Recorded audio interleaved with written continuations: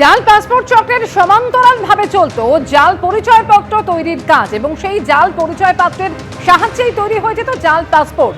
মুর্শিদাবাদের সুতিতে এবার অবৈধভাবে আধার ও প্যান কার্ড তৈরির চক্রের হদিশ মিলল। আইডি হ্যাক করে অবৈধভাবে তৈরি করা হচ্ছিল এই সমস্ত আধার এবং প্যান কার্ড। গ্রেফতার করা হয়েছে 3 জনকে এবং ধৃতদের থেকে উদ্ধার করা হয়েছে আধার কার্ড তৈরির মেশিন। উদ্ধার হয়েছে বেশ কিছু আধার এবং প্যান কার্ডও। ধৃতদের নাম মনোজ কুমার মণ্ডল, ইসমাইল শেখ এবং আকবর আলী। এদের মধ্যে রয়েছে একজন ব্যাংক কর্মীও। ধৃতদের সঙ্গে আর কারা কারা যুক্ত তা জিজ্ঞাসাবাদ করে জানতে চায় পুলিশ। নতুন ভোটার তালিকায় নাম নেই তো বাংলাদেশের নাগরিকদের। যেভাবে ভুয়ো ভোটার কার্ড তৈরি হয়েছে তাতে ভুয়ো ভোটারও থাকতে পারে বলে আশঙ্কা করছে প্রশাসন।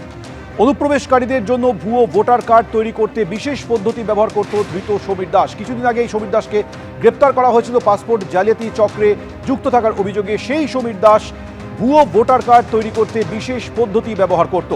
আমরা এই বিষয়ে আরও কথা বলবো। আমাদের প্রতিনিধি সমীরণ পাল এই মুহূর্তে রয়েছে। সমীরণ, কি কারণে পুলিশের কর্তারা মনে করছেন, আশঙ্কা করছেন যে নতুন ভোটার তালিকায় বাংলাদেশের নাগরিকদের নাম থাকতে পারে? আর দ্বিতীয়ত, যে রাশি রাশি ভুয়ো ভোটার কার্ড সমীর দাস তৈরি করত, তার জন্য সে কোন পদ্ধতি অবলম্বন করেছিল?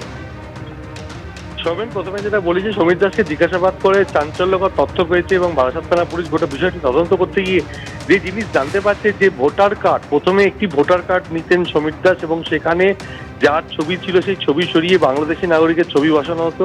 তারপরে তিনি একটি ভোটার কার্ড হাতে পেয়ে যেতেন। সেই ভোটার কার্ড হাতে পাওয়ার পরপরই তিনি এই বিষয়টিকে নিয়ে একটি আধার কার্ড তৈরি করতেন, একেবারে আসল আধার কার্ড।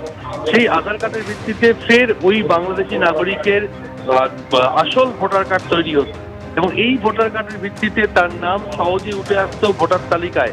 সম্প্রতি যে ভোটার তালিকা যে প্রকাশিত হয়েছে তাতে এরকম বহু ভুয়ো বাংলাদেশি ভোটার থাকার আশঙ্কা রয়েছে। কারণ এইভাবে সমীর দাস এবং তার সহযোগীরা প্রচুর বাংলাদেশি নাগরিকদের তাদেরকে এদেশের নাগরিক তৈরি করেছে ভুয়ো নথি দিয়ে।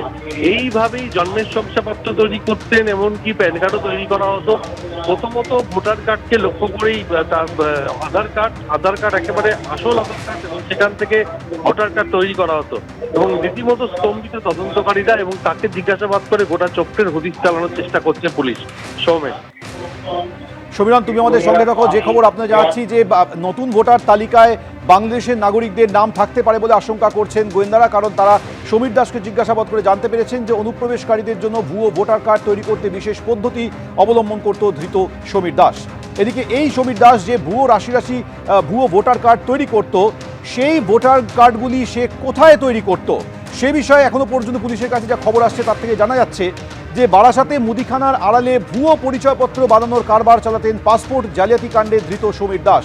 স্থানীয়দের দাবি, বছরখানেক আগে মুদিখানা খুলেছিলেন সমীর। দোকানের একপাশে ফটোকপির মেশিন রাখা ছিল। মুদিখানার থেকেও সমীরের ফটোকপির ব্যবসায়ী রমরমা ছিল। ভিড় লেগেই থাকতো। খদ্দেরদের সঙ্গে বাঙাল ভাষায় কথা বলতেন এই সমীর দাস। স্থানীয়দের দাবি, এর পাশাপাশি ফ্ল্যাট বাড়ি ভাড়ার ব্যবস্থাও করে দিতেন তিনি। প্রশ্ন উঠছে, তবে কি বাংলাদেশিদের জন্য আস্তানারও বন্দোবস্ত করে দিতেন সমীর দাস?